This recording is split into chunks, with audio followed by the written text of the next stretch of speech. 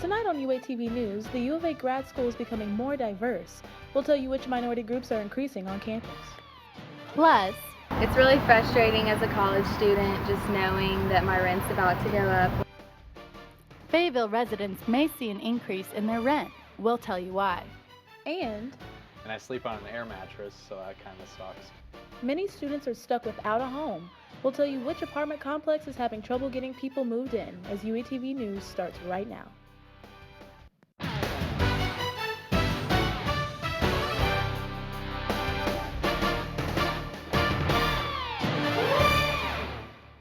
Welcome to this Monday night edition of UATV News. I'm Ambrosia Johnson. And I'm Amanda Simmons. Thanks for joining us. According to UAPD, a rape was reported yesterday at the Northwest Quad building. Authorities say they are investigating an acquaintance rape. We'll bring you more details as they become available. Nobel Peace Prize winner Rigoberta Menchú is at the University of Arkansas. She has been a lifelong advocate for the indigenous people of Guatemala and around the world. The doctor kicked off her this morning at the Trail of Tears commemorative walk. Tomorrow morning, she is hosting a conversation with Dr. Rigoberta Menchú in Mullins Library. Tuesday night, Dr. Menchú will host a free distinguished lecture in the Union Ballroom. Menchú will have books to sell and sign following the lecture.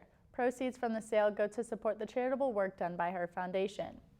The University of Arkansas Graduate School is growing in diversity.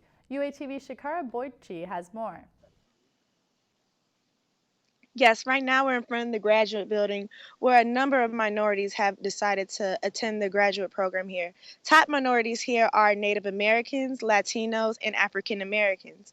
I got the chance to talk to recruiters who told me how the process goes. What happens is recruiters go to west of the Mississippi River to states such as New Mexico, Texas, and Arizona to those schools, and the other one will go to schools east of the Mississippi rivers to like the Carolinas, Florida, and Georgia. Then they get the chance to talk to students about coming to Arkansas, and that's how we have a lot of minorities here right now. I also got the chance to talk to the director of the graduate recruiting program, and she had a lot to say about minorities. According to preliminary numbers for fall 2015, it looks like we've got a 10% increase in the number of minority students here on campus, most of them in master's programs, but kind of spread across all of our degree programs. Are minorities. The next graduate program will next career fair will be the George Washington Carver career fair, where students from HBCU schools, which is historically black colleges and universities, will come to the University of Arkansas and visit our fair and get to know about our program here. Here they get a chance to network and get to have direct contacts from the professors, transfer them here, and they get to understand why University of Arkansas is a good program for graduate students. For UATV, I'm Shakara Boychi. A number of minority students from historically black colleges and universities will be coming to the U of A in November for the next Diversity Scholars Fair. Another chancellor candidate is coming to the U of A to present a forum. Joseph Steinmetz is Executive Vice President and Provost at Ohio State University. His presentation is titled Moving the Needle, Thoughts on Taking the University of Arkansas into the Future. The forum will be held tomorrow morning at 10:30 in the Jim and Joyce Faulkner Performing Arts Center. An issue that the new chancellor might have to face, Yeti. It's a new app that is gaining popularity among students. UATV's Brittany Williams tells us how this app could turn into a problem. Basically just like random stories. What is that? Yeti Campus Stories is an app that allows users to share photos and videos similar to Snapchat. Yeti, however, allows its users to post anonymously. The app is less than a year old, but is gaining popularity in college communities across the country. Dude, you gotta see this. I see some. Oh my goodness. Yeah, I know. U of A Student Conduct Director Rachel Eikenberry helps paint a picture of the app. The app says 17 and up, so I would say that the majority of the material that I saw in the app, while not all of the material, but the majority of the material was definitely adult in nature, I went to a popular campus location to get students' reactions to Yeti posts, or Yeets, by the U of A community. Like Daniel Engel, sophomore Denarius Broadway's experience seemed pretty normal at first. I mean, it's just like Snapchat. You can actually like the picture, or I presume this X means you dislike the picture. As time went on, posts became more illicit. Yeah, this is a lot more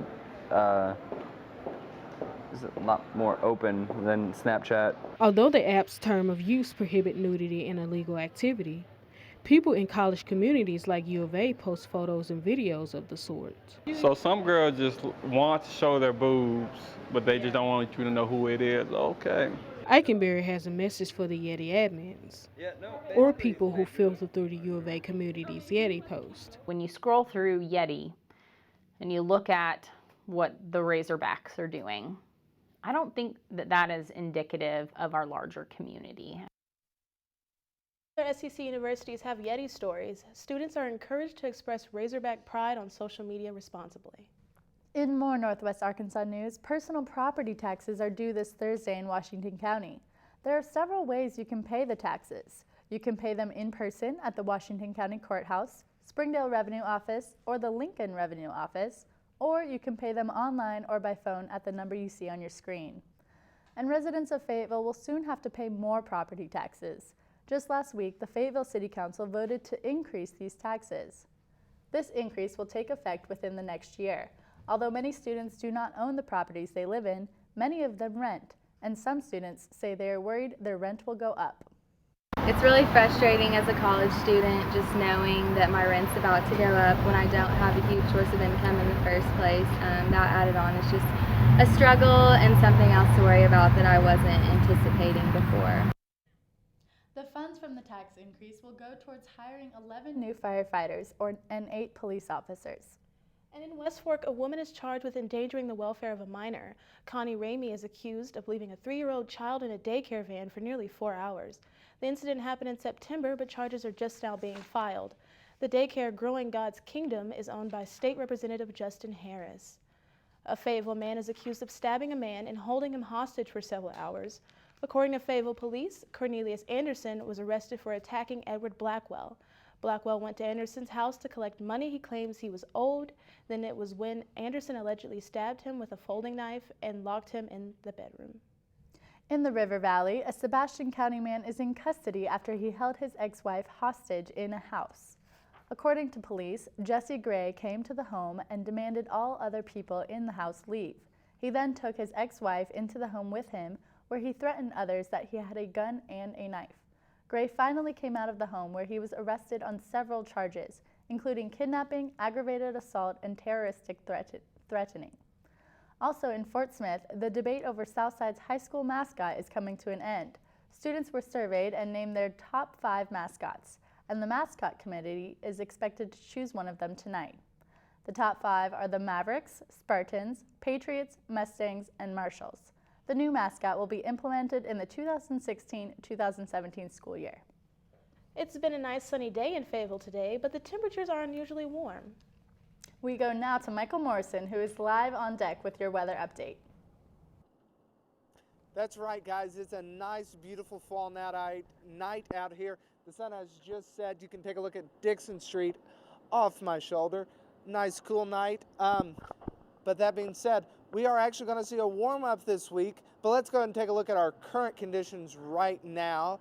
It's about, I'd say, 65 degrees. Feeling a little under 65, so really nice out there. We got some people out behind, it's 70, and it's obviously not feeling like 88. That's an error on our end, so forgive me for that. But there's some people at Slim Chickens eating outside, just enjoying this nice weather. Like I said, the sun has just set.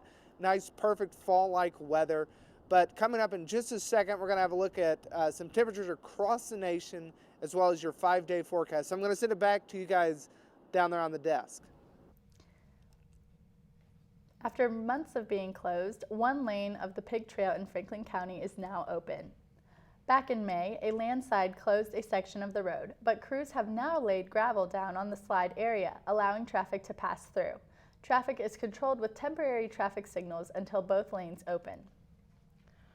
Off-Campus Connections is holding an off-campus living fair Wednesday afternoon in the Union. The purpose of the fair is to give student information and resources about living off-campus.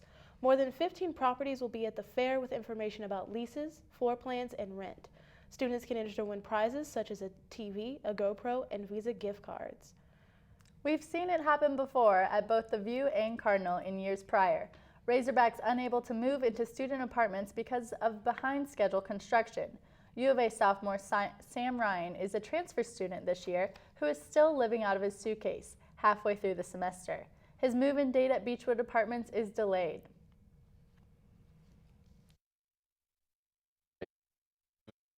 Room. I share a room with a roommate, and I sleep on an air mattress, so that kind of sucks. But also having to live out of my suitcases every day. As the growth of the University of Arkansas continues, so does the demand for the living arrangements of students. Ryan is one of the many who are between apartments. The university is holding its very first Staff Appreciation Week this week. Several events will be held every day to honor the more than 5,000 staff members. You can see them on your screen. Some of the events include an ice cream social, a food drive, and an awards banquet. Whoever commits a terrorist attack would commit a crime against humanity. Coming up after the break, a rally intended for peace was soon shattered to pieces. Find out how the people of Turkey are handling a deadly tragedy. And Iraq's government is saying the leader of ISIS was hit in an airstrike. We've got all the details when UATV returns.